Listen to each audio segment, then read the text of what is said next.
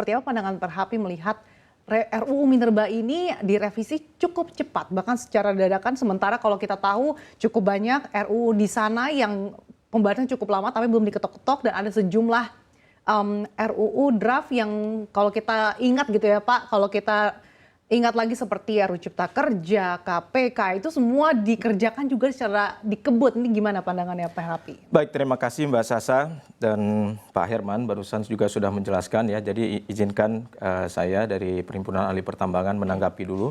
Jadi begini, terlepas masalah proses yang dijalani di internal DPR RI, ada satu hal yang sangat penting mengenai message-nya. Tadi Pak Herman menjelaskan bahwa beliau concern dengan value added. Sedangkan apa yang beredar di media saat ini, isunya adalah mengenai keterlibatan dari Ormas, lalu perguruan tinggi dan UMKM. Nah ini masih ada gap dari informasi ini. Sehingga kita harus melihat secara lebih mendalam tentang substansi akan perubahan Undang-Undang 4 2009 ini yang juga pernah direvisi di 3 2020, seperti itu. Tapi ada satu hal yang sangat penting yang menurut kami ya dari Perhimpunan Ahli Pertambangan, bahwa kita harus terjemahkan betul ini pasal 33 Undang-Undang Dasar kita. Bumi, air, kekayaan alam yang terkandung di dalamnya dikuasai oleh negara, dipergunakan sebesar-besar untuk kemakmuran rakyat. Nah, dulu Undang-Undang pertama pertambangan itu 1167 dibuat dengan landasan dan latar belakang yang sangat clear bahwa Indonesia membutuhkan investasi. Supaya masuknya investasi, sumber daya alam kita bisa kita kembangkan lebih jauh ya dengan penambangan dan seterusnya. 1167. Lalu berjalannya waktu kita belajar ya bahwa negara kita sudah harus masuk kepada hilirisasi. Negara kita harus sudah berpikir value added. Sebenarnya Undang-Undang 4 tahun 2009 semangat yang paling mendasar selain mengenai otonomi daerah yang ada pada saat itu ya tahun 99 yang belum diimplementasikan di dalam regulasi di pertambangan, plus yang utama adalah mengenai semangat value added. Jadi Undang-Undang 4 2009 itu clear semangat bangsa ini ingin bergerak menuju pengelolaan sumber daya alam dengan value added yang tinggi. Lalu dalam perjalanannya bahwa ada 1-2 hal yang memang sangat vital dan krusial juga di dalam melaksanakan value added ini.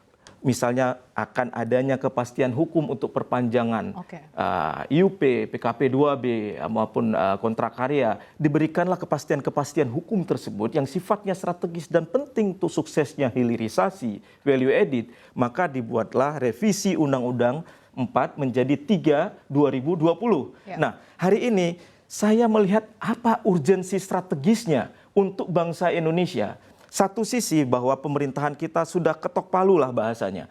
2045 kita harus jadi negara maju, Indonesia emas. Apa dasarnya dan kendaraan yang kita gunakan? Saya sangat setuju, hilirisasi dan industrialisasi. Dan tadi sepaham juga Pak Herman.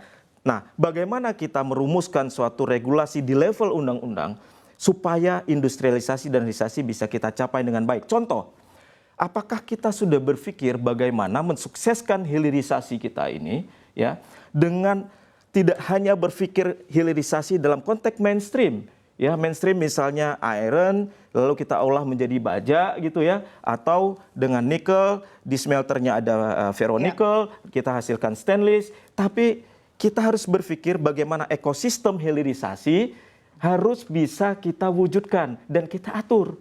Apa yang dimaksud ekosistem? Ekosistem hilirisasi adalah industri-industri yang bisa tumbuh lebih jauh lagi untuk mendukung hilirisasi. Seperti contoh, misalnya pada saat kita ngomong baja, kita membutuhkan ferroalloy. Nah, ferroalloy itu masih diimpor gitu ya. Kalau itu bisa kita buatkan industrinya di dalam negeri sebagai bagian dari ekosistem industri baja, itu bisa menghasilkan nilai tambah yang lebih jauh, ekonomi yang lebih jauh, growth dari ekonomi kita, GDP kita juga bisa dihasilkan di situ, tenaga kerja dan sebagainya. Itu kan lebih masif lagi hilirisasi. Satu. Yang kedua, dengan ini ada yang penting sekali ya menurut saya, kondisi geopolitik dan geoekonomi dunia saat ini sudah sangat krusial bagi bangsa Indonesia untuk bisa berpikir kita ini dengan kondisi geoekonomi, semua negara itu sedang mengejar resources, semua negara sedang memperbaiki sistem pertahanan keamanannya dengan alutsistanya, teknologi dan sebagainya. Nah, ini satu landasan yang harus kita pikirkan bagaimana kita membagi di mana sumber daya alam mineral dan batu bara ini sebagai basis untuk satu, memperkuat pertahanan keamanan kita tentunya dengan research and development di bidang teknologi. Ya, kita harus kembangkan advance material untuk bahan baku pesawat tempur, mesin dan sebagainya gitu ya, untuk ketahanan energi kita dengan pembangkit listrik tenaga nuklir, pembungkus bahan bakarnya itu ada zirkon dan sebagainya. Nah, advance material ini sangat mendukung untuk itu. Apakah hilirisasi sudah berpikir untuk advance material? Nah, landasan itu satu. Yang kedua, fungsi dari sumber daya alam untuk fiskal. Ya, fiskal kita perlu ini untuk menghidupi lembaga pendidikan kita, untuk menunjang sektor kesehatan kita, UMKM kita, ya, dan juga untuk misalnya ada program makan siang gratis dan fiskal. Nah, aspek fiskal ini juga bisa dengan hilirisasi, ya, kita dengan memperkuat mineral-mineral mana yang kita untuk industri-industri mainstream tadi. Dan beberapa ini harus kita atur. Ada satu strategi negara yang dimaksud dengan sebesar-besar kemakmuran rakyat itu kita terjemahkan, satu, pertahanan keamanan, dua, untuk industri yang menghasilkan fiskal yang tinggi dan multiplier ekonomi yang tinggi, seperti itu, dan ada yang untuk kita konsumsi memang seperti itu. Nah, kalau hal demikian yang menjadi urgensi atas perubahan undang-undang, itu kami sangat sepakat. Jadi sebenarnya semangat hilirisasinya diapresiasi dan disepakati, tapi yang menjadi pertanyaan urgensinya seperti apa? Apalagi RUU ini tidak masuk prolegnas. Kemudian ada beberapa poin-poin seperti dengan WUP prioritas untuk ormas, kemudian perguruan tinggi, UMKM. Sebagai salah satu fraksi yang menyetujui RUU Minerba ini, seperti apa tanggapan Anda, Pak Herman? Ya, sekali lagi ya, untuk undang-undang yang masuk dalam kategori undang-undang kumulatif terbuka, itu memang tidak harus masuk dalam prolegnas prioritas. Itu memang sudah pasti harus kita revisi gitu ya. Dan tentu revisinya dalam revisi terbatas itu bisa cepat gitu, bisa cepat. Nah, oleh karena itu, kalau tadi dijelaskan oleh Mas Reswasti terkait dengan urgensi, ya tadi percepatan hilirisasi ini penting adalah untuk bisa mendukung terhadap pembiayaan negara. Karena bagaimanapun ini menjadi tulang punggung. Sektor sumber daya alam ini kan tulang punggung terhadap pendapatan negara. Nah, oleh karenanya ini adalah urgensi, ya. Bahwa untuk percepatan hilirisasi itu adalah urgensi. Karena gini, sumber daya alam itu ada batasnya. Tidak bisa diperbaharui ya, sumber daya alam pertambangan khususnya. Tetapi juga ada batas waktunya. Jangan sampai sumber daya alam melimpah. Nikel kita melimpah, timah kita melimpah. Kemudian batu bara kita melimpah.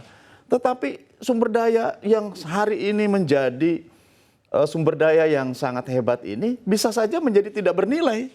Suatu saat karena apa? Kita telat untuk melakukan eksploitasi. Gitu. Kenapa? Karena akan ditemukan lagi nanti sumber daya alam lain oleh negara lain yang mungkin sebagai pengganti. Kemarin saja kan nikel ini kan seolah-olah sebagai salah satu bahan untuk membuat baterai. Tapi kemudian kan ditemukan lagi dengan unsur lain bisa membuat baterai. Otomatis ya harga komoditas ini akan tertekan.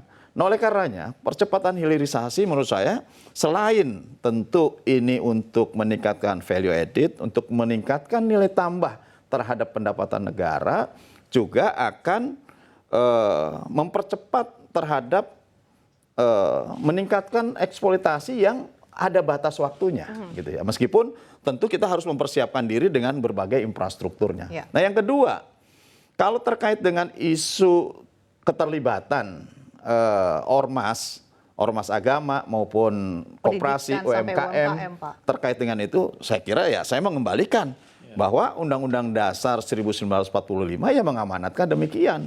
Bahwa seluruh hajat hidup ini bisa dikelola oleh siapapun selama mampu untuk mengelolanya. Oke, tapi gimana saya tanggapannya? Bisa dikelola satu lagi ya, saya meyakini bahwa tentu ada syarat-syarat tertentu yang ini membatasi terhadap pasal yang membolehkan lembaga-lembaga lain juga ikut serta di dalam mengeksploitasi sumber daya alam ini. Selain tentu nanti juga ada batasan luasan. Karena kan proses menggali sumber daya alam juga yang apalagi pertambangan yang terbuka seperti ini kan tidak mudah juga. Butuh teknologi, butuh pengetahuan, butuh pembiayaan. Oleh karenanya tentu ada syarat-syarat gitu ya. Tetapi membuka sumber daya alam ini untuk seluruh rakyat Indonesia berpartisipasi, tentu ini dalam rangka memenuhi amanah dari Undang-Undang Dasar 1945. Oke, jadi